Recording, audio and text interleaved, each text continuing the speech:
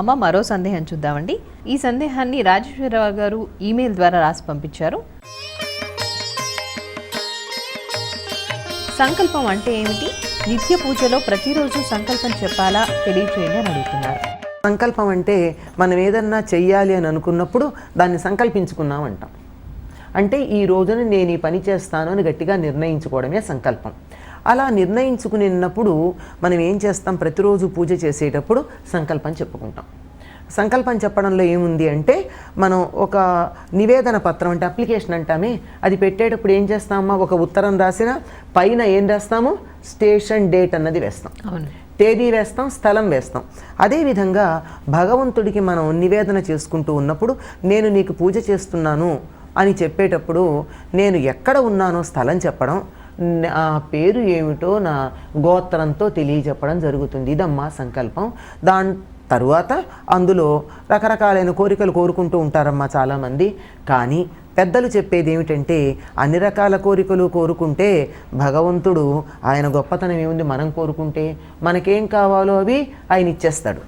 అవి ఎటువంటివి కావాలి అన్నది ఆదిశంకరులు పూజా విధానం తయారు చేసి ఇచ్చేటప్పుడు మనకు కోరుకోవడం రాదని చెప్పి ధర్మార్థ కామ మోక్ష చతుర్విధ ఫల పురుషార్థ సిద్ధ్యర్థం అని చెప్పారు. ధర్మము, అర్థము, కామము, మోక్షము అనేటటువంటి 4 రకాలైన పురుషార్థాలు నాకు లభ్యం కావడం కోసం నేను ఈ పూజ చేస్తున్నాను.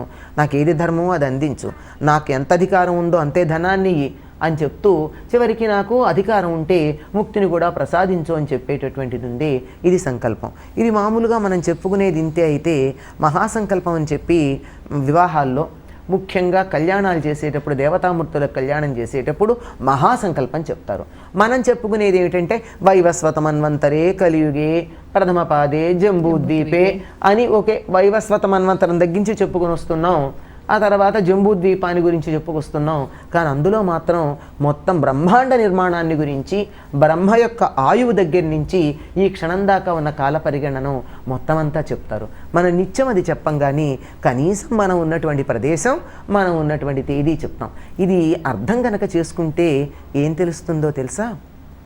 ఇంత బ్రహ్మాండంలో నేనెంత, నా ఆయువెంత, ఇది గనక అర్థమైతే రకరకాలైనటువంటి అన్యాయాలు, అక్రమాలు ఈ ఉన్న 4 రోజుల కోసం ఎందుకు చెయ్యాలి అనేటటువంటి ఒక మనసుకు సంబంధించినటువంటి మనో వికాసం కలుగుతుంది, కళ్ళు తెరుచుకున్నట్టు అవుతుంది.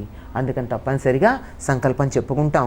మహాసంకల్పం చెప్పకపోయినా కాస్త పూజ చేయడం తెలిసినటువంటి వాళ్ళందరూ తప్పనిసరిగా ఆదిశంకర్లు మనకి చెప్పినటువంటి లఘు సంకల్పమైన నిత్యం చెప్పుకుంటాం.